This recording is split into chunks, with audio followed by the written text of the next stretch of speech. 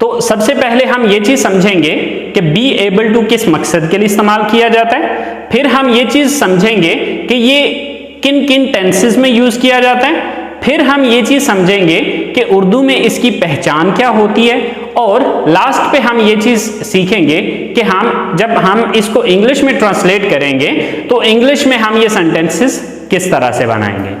अस्सलामु अलैकुम, welcome to knowledge for students.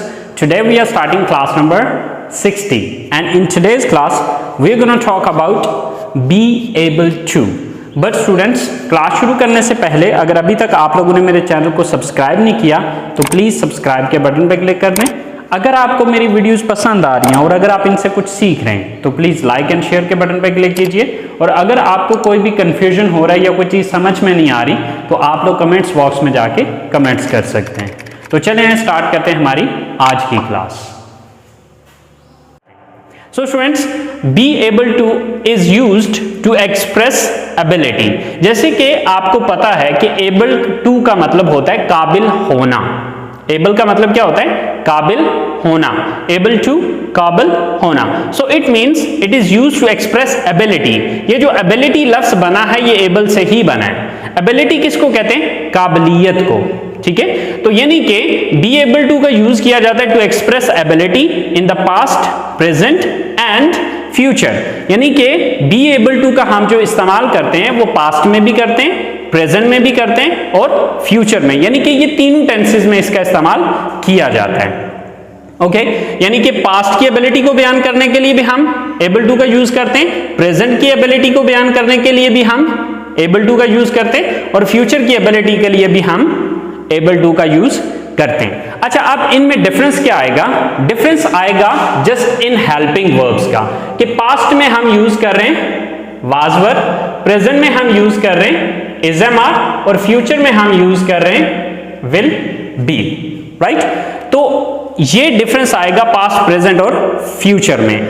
अच्छा, ये वही डिफरेंस है जो कि हम ऑलरेडी पिछली क्लासेस के अंदर या टेंसेस के अंदर भी ये बात डिस्कस कर चुके हैं कि प्रेजेंट में हम फर्स्ट फॉर्म यूज करते हैं तो is am are basically first form है, पास्ट में हम सेकंड फॉर्म यूज करते हैं तो इज एम आर की सेकंड फॉर्म ही है यहां पर वाज और वर। और फ्यूचर के बारे में मैंने आपको बताया था कि हम विल के बाद फर्स्ट फॉर्म यूज करते हैं। तो यहां पर देखें, विल यूज कर रहे हैं और साथ बी यूज कर रहे हैं, तो बी बेसिकली फर्स्ट फॉर्म है। तो यहां पर अब आप सोच रहे होंगे कि सर यहां पर इज एम आर क्यों नहीं आया, क्योंकि इज एम आर भी तो फर्स्ट फॉर्म है, लेकिन असल में जो बेस फॉर्म है वो बी है, इज एम आर नहीं है। ठीक है, देखें ना, बेस फॉर्म ये हमारी क्या है? बी बेस फॉर्म है। तो इसलिए मैंने विल के साथ इज एम आर तो यूज नहीं किया जा सकता, इसलिए विल के साथ हमने बी का वर्ड यूज किया है। अच्छा, अब आप सोच रहे होंगे कि सर एबिलिटी के लिए तो हमने कैन और कुड को भी पढ़ा था। बिल्कुल पढ़ा था। तो हम ये चीज कह सकते हैं कि एबिलिटी को बयान करने के लिए, पास्ट की एबिलिटी को बयान करने के लिए ये कुड का अल्टरनेटिव है।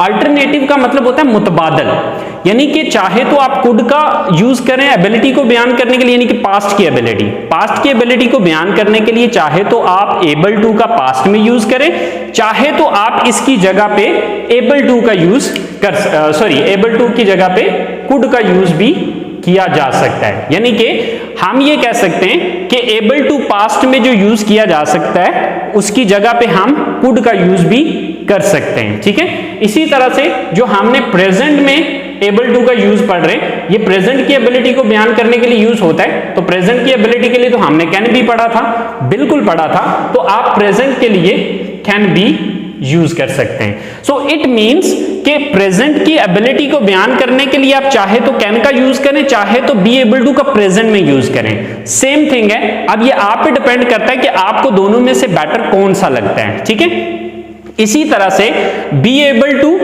पास्ट में या फिर कुड, ये दोनों जो है ये पास्ट की एबिलिटी को बयान करते हैं। तो आप इन दोनों में से जो मर्जी यूज कर लें, मतलब एक ही निकलेगा।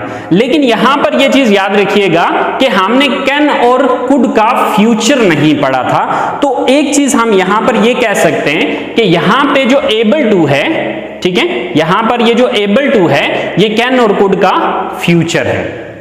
ओके, तो क्या है कि सकता था, सकती थी, सकते थे, या काबिल था, काबिल थी, काबिल थे, ये आए तो हमने समझ आना है कि ये पास्ट एबल टू का जो यूज किया गया वो पास्ट में किया गया है। सकता है, सकती है, सकते हैं आए, या फिर काबिल है, काबिल हैं या काबिल हूं वगैरह आए तो समझ आना है कि बी एबल टू का प्रेजेंट में यूज है।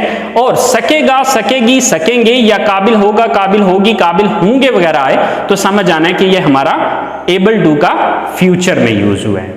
ओके, तो स्टूडेंट्स ये है हमारा एबल टू का यूज।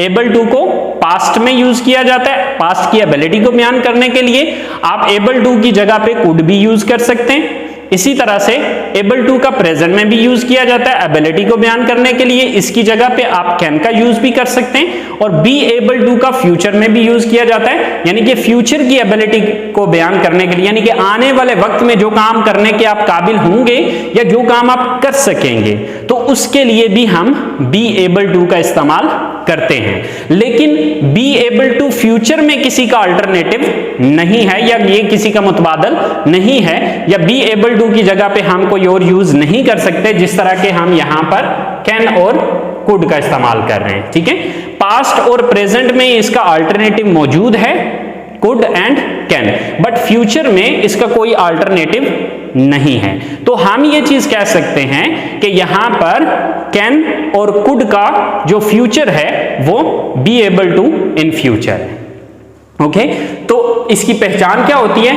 अगर हम पास्ट की बात करें तो उर्दू जुमलों के आखिर में सकता था, सकती थी, सकते थे, या काबिल था, काबिल थी, काबिल थे, यानी कि कोई काम करने के काबिल था। जैसे कि मैं खाना बना सकता था या मैं खाना बनाने के काबिल था। ठीक है, तो अब बेसिकली ये बात एक ही है, लेकिन काबिल था, काबिल थी, काबिल थे नॉर्मली हम बहुत कम यूज करते हैं। ठीक है, इसी तरह से सकता है, सकती है, सकते हैं, तो या फिर काबिल है, काबिल हैं, काबिल हूं वगैरह, ये जो है ये प्रेजेंट के लिए यूज होता है। तो आप इसमें चाहे कैन यूज करें, चाहे बी एबल टू प्रेजेंट में यूज करें इस एमआर के साथ। ठीक है, तो ये सेम मतलब देंगे। जैसे कि मैं इंग्लिश बोल सकता हूं या मैं इंग्लिश बोलने के काबिल हूं, राइट? तो अब ये बेसिकली सेम सेंस दे रहा है। अल्फाज दोनों के अलग हैं लेकिन सेंस दोनों का सेम है। इन दोनों सूरतों में हम बी एबल टू का या कैन का यूज कर सकते हैं। और इसी तरह से जो काम आप आने वाले वक्त में कर सकेंगे या कोई काम करने के काबिल हो जाएंगे, ठीक है, उसके लिए हम बी एबल टू का फ्यूचर में यूज करेंगे। ठीक है, जैसे कि इस कोर्स को मुकम्मल करने के बाद आप इंग्लिश बोल सकेंगे। ठीक है, या एक हफ्ते के कोर्स के बाद मैं ड्राइविंग कर सकूंगा, या कुछ भी इस तरह के जो भी मतलब मैं कहता हूं कि जी इस ऑपरेशन के बाद आप चल सकेंगे। ठीक है, या इस ऑपरेशन के बाद वो देख सकेगी, राइट?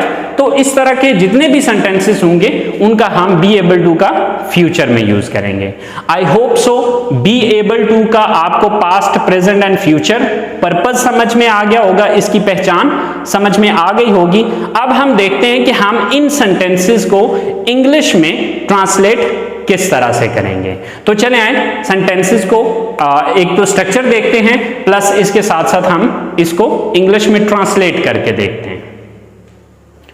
तो स्टूडेंट्स, ये बी एबल टू की तीनों स्ट्रक्चर्स हैं। फर्स्ट वाली जो है ये प्रेजेंट की स्ट्रक्चर है, सेकंड वन पास्ट की है, एंड द थर्ड वन है जो है ये फ्यूचर की स्ट्रक्चर है। यानी कि जब हम इसको इंग्लिश में ट्रांसलेट करेंगे तो सबसे पहले subject plus is am are plus able to plus first form plus object and full stop. अगर हम पास्ट की बात करें तो पास्ट की स्ट्रक्चर क्या होगी? Subject plus was were plus able to plus first form plus object and full stop. And if we talk about the future, then subject plus will be plus able to plus first form and plus object and full stop. Right? तो students यहां पर मैंने तीन sentences लिखे हैं। अब इन्हीं तीन सेंटेंसेस को हम प्रेजेंट, पास्ट और फ्यूचर में देखेंगे, और इन्हीं को फिर हम नेगेटिव में कन्वर्ट करेंगे और इन्हीं को हम इंट्रोगेटिव में बना के देखेंगे कि फर्क क्या आ रहा है। ओके, तो स्टूडेंट्स यहां पर ये चीज अगर आप इन तीनों स्ट्रक्चर्स को आपस में कंपेयर करें तो आप देखेंगे कि आपको फर्क सिर्फ इन हेल्पिंग वर्ब्स का नजर आएगा। ठीक है, ये एंड ये। और ये फर्क कौन सा है? ये वही फर्क है जो कि मैं स्टार्टिंग की क्लासेस से आपको बताता आ रहा हूं कि प्रेजेंट में हम फर्स्ट फॉर्म यूज करते हैं, पास्ट में हम सेकंड फॉर्म यूज करते हैं और फ्यूचर में हम विल के साथ फर्स्ट फॉर्म का यूज करते हैं। तो अगर आप इन तीनों चीजों को देखें तो सेम वही फार्मूला है जो कि मैं शुरू से आपको बताता आ रहा हूं कि इज एम आर यहां पर फर्स्ट फॉर्म है, वाज वर इसी की सेकंड फॉर्म है, एंड विल के बाद बी जो है ये, यानी कि विल के साथ बी जो आ रहा है ये बी फर्स्ट फॉर्म है। ठीक है, अब बी यहां पर इसलिए यूज किया क्योंकि बेस फॉर्म हमारी बी है। तो स्टूडेंट्स, हमारा सबसे पहला सेंटेंस है कि वो इस कोर्स के बाद इम्तहान दे सकते हैं या वो इस कोर्स के बाद इम्तहान देने के काबिल हैं। राइट, अब इसको हम इंग्लिश में ट्रांसलेट करेंगे तो सबसे पहले हम देखेंगे कि यहां पर सब्जेक्ट कौन है। तो सब्जेक्ट कौन है? वो, यानी कि वो ज्यादा है। So they. Then is am are में से दे के साथ क्या आता है? Are. They are. Then able to, verb क्या यहां पर? देना, give. So they are able to give. क्या देने के काबिल हैं? Exam. They are able to give exam. इस कोर्स के बाद आफ्टर दिस कोर्स,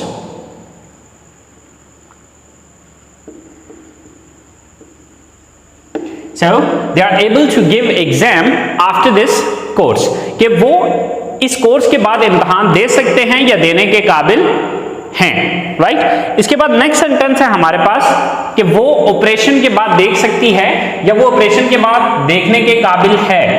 तो अब हम क्या करेंगे? सबसे पहले सब्जेक्ट देखेंगे। सब्जेक्ट कौन है? तो सब्जेक्ट है वो एक लड़की। तो वो एक लड़की की इंग्लिश क्या होती है? शी। अब शी के साथ इज एम आर में से क्या चीज यूज होगी? Is. She is. Then able to. Then verb क्या यहां पर? देखना। तो देखना की इंग्लिश क्या है? See. She is able to see. किसके बाद? ऑपरेशन के बाद, after operation. So she is able to see after operation, कि वो ऑपरेशन के बाद देख सकती है या देखने के काबिल है। राइट, अच्छा, अब इसके बाद हमारा जो लास्ट सेंटेंस है वो है कि हम गाड़ी खरीद सकते हैं या हम गाड़ी खरीदने के काबिल हैं। राइट, सब्जेक्ट कौन है यहां पर? हम, we. So with we what we use? Are. We are. Then able to. We are able to. Then first form of the verb. तो वर्ब क्या है यहां पर? खरीदना। तो खरीदना की इंग्लिश क्या है? Buy. We are able to buy. क्या खरीदने के काबिल है या क्या खरीद सकते हैं? अ कार, एक गाड़ी। So we are able to buy a car. हम एक गाड़ी खरीद सकते हैं या हम गाड़ी खरीदने के काबिल हैं। अच्छा स्टूडेंट्स, ये जो तीनों सेंटेंसेस मैंने बनाए हैं ये प्रेजेंट के सेंटेंसेस हैं। राइट, अगर मैं इसी को पास्ट में कन्वर्ट करना चाहूं तो मैंने कोई लंबा चौड़ा तीर नहीं मारना, मैंने कोई लंबी चौड़ी कहानी नहीं करनी। वो इस कोर्स के बाद इम्तहान दे सकते थे, सिर्फ सकते हैं की जगह सकते थे हो जाएगा। जब सकते थे होगा तो ये बात हो जाएगी हमारी पास्ट की। ठीक है, या फिर वो इस कोर्स के बाद इम्तहान देने के काबिल थे। ठीक है की जगह थे का लफ्ज आ जाएगा। ठीक है, अब इंग्लिश में चेंज क्या आएगा? जिस तरह उर्दू में थे आ रहा है, यहां पर इंग्लिश में दे वर, यानी कि आर को काटेंगे और उसकी जगह वर लगा देंगे। कोई लंबा चौड़ा तीर नहीं मारा, सिर्फ हमने क्या किया कि इज एम आर की सेकंड फॉर्म यहां पर यूज कर दी। ठीक है, इसी तरह से वो ऑपरेशन के बाद देख सकती है, ये प्रेजेंट है, इसी को पास्ट में लेके जाते हैं तो वो ऑपरेशन के बाद देख सकती थी या वो ऑपरेशन के बाद देखने के काबिल थी। राइट, तो अब आपने क्या करना है कि शी इज की सेकंड फॉर्म शी वॉज, बाकी सारे का सारा वही है। आपने सिर्फ इतना किया कि इज एम आर के बाद इज एम आर की जगह पे आपने वाज वर का यूज कर लिया। इसी तरह से हम गाड़ी खरीद सकते हैं या हम गाड़ी खरीदने के काबिल हैं। ये प्रेजेंट है। अगर हम इसी को पास्ट में लेके जाते हैं तो क्या होगा, हम गाड़ी खरीद सकते थे या हम गाड़ी खरीदने के काबिल थे, तो हैं की जगह थे आ जाएगा, तो क्या हो जाएगा वी वर। तो यानी कि आर को खत्म करेंगे और इसकी जगह पे वर लगा देंगे। तो स्टूडेंट्स सिंपल सी बात है कि इस एमआर को हटा के उसकी जगह वाज वर का यूज कर दें तो यही बात पास्ट में चली जाएगी। आई होप सो आपको पास्ट की समझ आ गई होगी कि उर्दू जुमलों में था थी थे का चेंज है और इंग्लिश में इज एमआर की जगह वाज वर का चेंज है। ठीक है, अच्छा इसी तरह से अगर यही सेंटेंसेस हम फ्यूचर में ले जाएं, अगर हम यही बात फ्यूचर के सेंस में करें तो तब क्या होगा कि इज एमआर वाज वर की जगह पे हम विल बी का यूज करेंगे। ठीक है, मिसाल के तौर पे हमारे पास सेंटेंस है कि वो इस कोर्स के बाद इम्तहान दे सकते हैं, इसको फ्यूचर में लेके जाएंगे तो ये फ्यूचर में क्या बात होगी कि वो इस कोर्स के बाद इम्तहान दे सकेंगे, वो इस कोर्स के बाद इम्तहान दे सकेंगे या वो इस कोर्स के बाद इम्तहान देने के काबिल हो जाएंगे।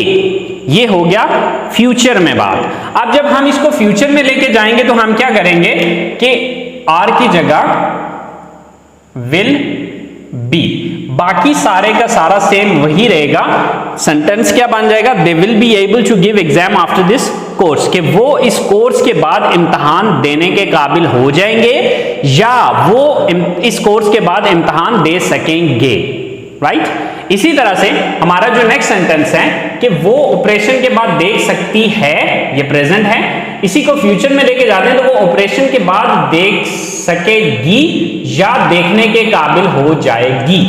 तो ये क्या हो जाएगा, ये हमारा फ्यूचर हो जाएगा। तो हम क्या करेंगे, she will be able to, she will be able to see after operation, कि वो ऑपरेशन के बाद देखने के काबिल हो जाएगी या देख सकेगी। और लास्ट सेंटेंस है कि हम गाड़ी खरीद सकते हैं, ये प्रेजेंट है, हम गाड़ी खरीद सकेंगे, ये इसका फ्यूचर है। तो अगर हमें ये फ्यूचर में लेके जाना है तो हम आर को काट के इसकी जगह विल बी लगा देंगे।